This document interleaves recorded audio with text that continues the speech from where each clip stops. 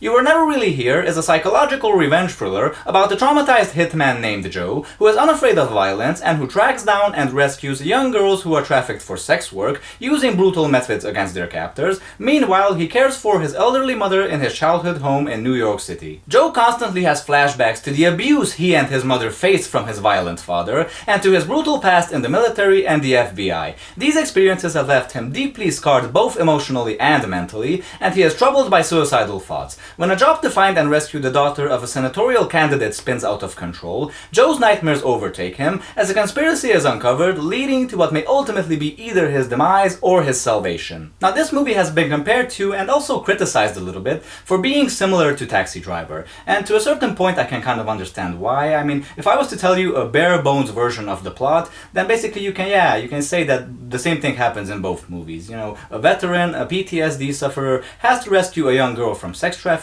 and he achieves this at great personal expense. But, you know, I think the comparisons really end there, because it's quite unfair to ignore the excellent visual storytelling going on here. I mean, this film has a lot less to do with more straightforward hitman thrillers like, you know, Leon or Taken or Oldboy, and much more to do with the ambiguity and the exposition lacking of films like Drive and even A History of Violence. This film is actually one of the positive examples of genre filmmaking and genre storytelling being completely turned on its head, being deconstructed. This film takes the conventions of the hitman thriller and completely turns them inside out. You know, when you watch a film like this, you expect it to be something cool and stylish, and you expect your hero to be this sort of killing machine, you know, either to be a martial artist or a secret agent. But Joe, our character in this film, is actually much less of a highly trained and skillful professional than he is this sort of traumatized and revenge-craving maniac. It's not a warrior we see fighting here, it's a broken man, but a good man and a determined man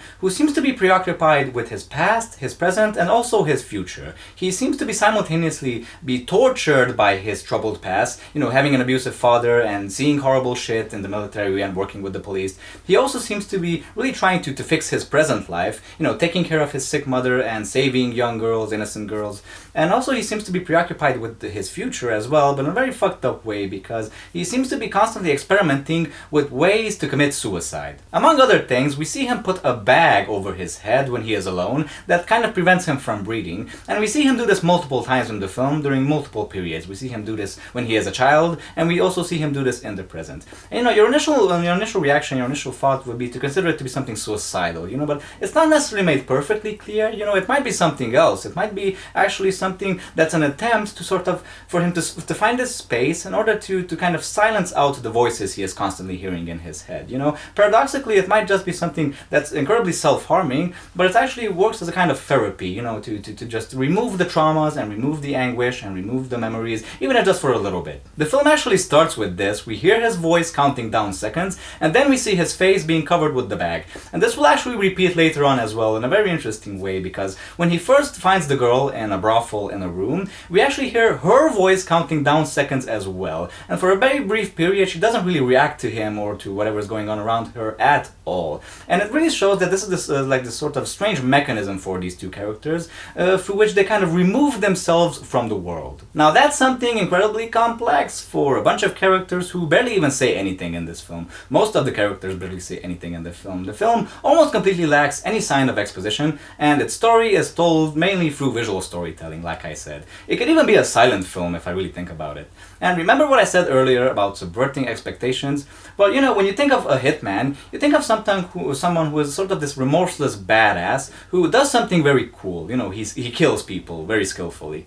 But with Joe, it's really not the case. I mean, it's made abundantly clear that he really doesn't enjoy doing this. He doesn't even enjoy being alive, for that matter.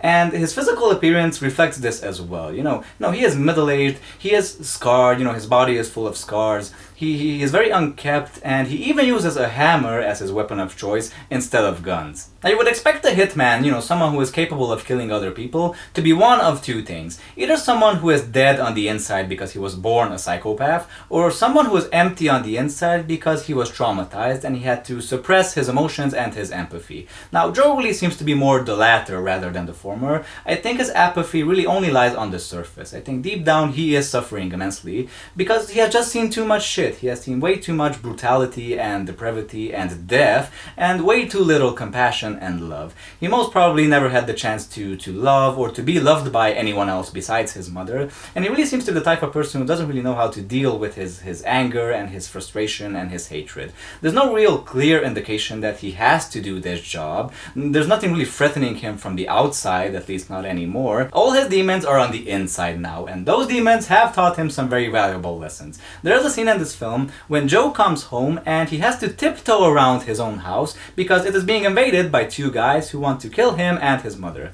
Now, how does he know how to do this? Well, most probably because he had to tiptoe around in this very same house before, most probably when he was a child being abused by his father. So, he probably knows every sound and he probably knows how to evade bad guys. His father basically was the ultimate intruder in his life. And this scene is actually worth mentioning because not only does it turn into one of the most remarkably bizarre and unexpected scenes I have seen in a film in recent memory, it also turns into one of my favorites. What happens is that Joe actually overpowers these two guys, killing one and wounding the other, and he sits beside him and they exchange some words. He finds out some vital information from the guy about this whole conspiracy. It is obvious that the guy is mortally wounded and he will soon die, and what he does is he remains beside him, and the two of them actually start singing a song that's playing on the radio, and they actually end up holding hands while the guy passes away.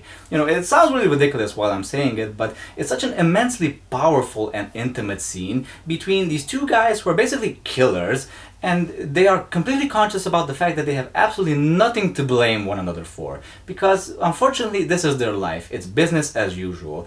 And I think really the whole film is bottled up in this moment. This is really a film that doesn't celebrate violence, doesn't celebrate killing.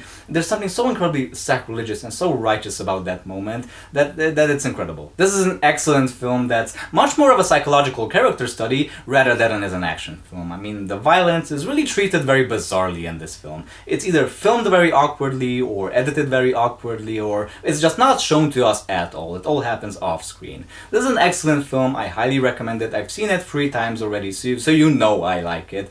My question to you guys would be, what are some of your favorite Hitman revenge thrillers? I'm really curious to know about your answers, people. Write them down below, don't forget. Thanks for watching my review, folks. As always, if you want to see me later, don't forget to like, comment, and subscribe so you can see me later with other reviews. Love you guys. Keep watching. Goodbye.